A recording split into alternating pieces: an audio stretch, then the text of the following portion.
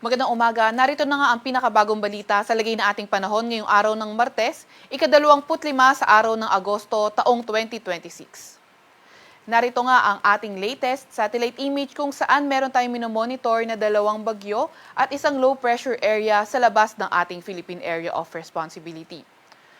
Ito ngang si Bagyong Obet na minomonitor natin kahapon ay lumabas na ng ating Philippine Area of Responsibility kagabi ng 9:30 p.m. And as of 3 a.m., ito ay huling namataan na nasa may layong 1,180 kilometers northeast na extreme northern Luzon. Nagtataglay ng lakas na hangin na 150 kilometers per hour malapit sa sentro at bugso na abot sa 185 kilometers per hour. Kumikilos sa direksyong west-northwest sa bilis na 25 kilometers per hour. At inaasahan nga natin, nakikilos nga itong dating Bagyong Obet na may international name na Saudel dito sa may hilaga ng ating Philippine Area of Responsibility. At sa pagkilos nga niya, sa ating hilaga ay posibleng makahatak pa ito ng southwest monsoon o habagat.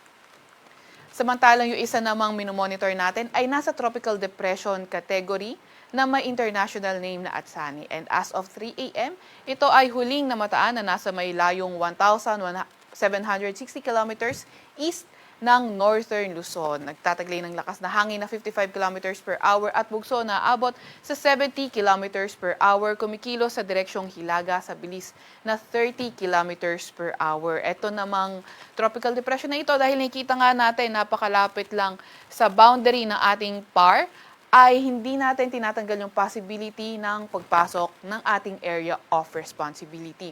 Samantalo, isa naman nating minomonitor na low pressure area, ayan yung dating si Neneng. And as of 3 a.m., nasa may layong 670 kilometers northwest ng Itbayat, Batanes. Samantalang southwest monsoon naman o habagat, patuloy pa nga rin yung epekto sa Luzon, kaya maraming areas pa rin sa Luzon ang makaka-experience ng makulimlim na panahon with scattered rains. And for our weather naman ngayong araw, inaasahan natin sa may Ilocos Region, sa may Cordillera Administrative Region, sa may Cagayan Valley, Central Luzon, kabilang na ang Metro Manila, sa may Cavite, Batangas at Rizal, makakaranas nga tayo ng makulimlim na panahon.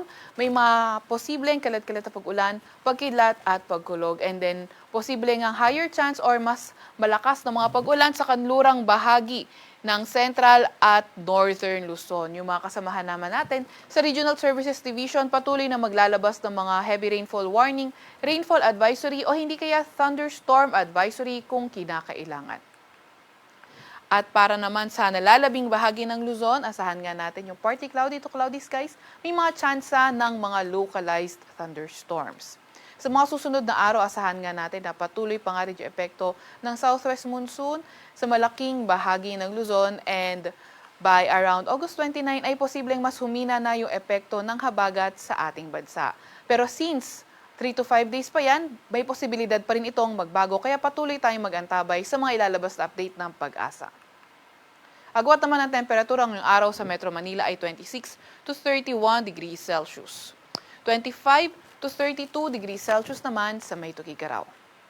Agwat naman ang temperatura sa Puerto Princesa at Calayan Islands ay 25 to 32 degrees Celsius. Para naman sa lagi ng panahon sa Visayas at Mindanao, ito yung mga areas na hindi affected ng southwest monsoon. So asahan nga natin yung partly cloudy to cloudy skies condition at mga tsansa ng thunderstorm. So itong mga areas na ito, posible nga rin makaranas ng mainit at malinsangang panahon pa rin morning until tanghali and pagdating ng hapon, mataas ang tsansa ng mga thunderstorms. Sagwat ng temperatura, sa Iloilo, Cebu at Tacloban ay 26 to 34 degrees Celsius.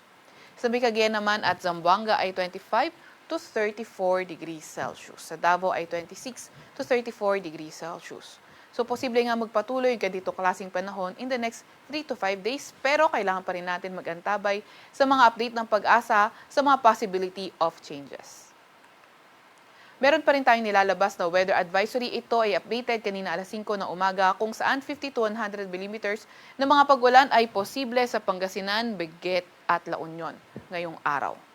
Bukas naman, mas marami yung areas under 50 to 100 millimeters of rain. Yan ay sa mga lugar ng La Union, Benguet, Pangasinan, Zambales, pati na nga rin sa may Bataan at pagdating nga, tinasahan nga naman natin ngayon na wala pa rin naman tayong gale warning sa kahit na anong dagat baybayin ng ating bansa. Sa Kalakhang, Maynila, ang araw ay sisikat ng 5:43 ng umaga at lulubog ng 6:30 ng gabi. Huwag magpapahuli sa update ng Pag-asa. I-follow at like aming X at Facebook account, DOSC-Pag-asa. Mag-subscribe sa aming YouTube channel, DOSC-Pag-asa Weather Report. At para sa mas detalyadong impormasyon, bisitahin ang aming mga website, pag-asa.dosc.gov.ph at panahon.gov.ph.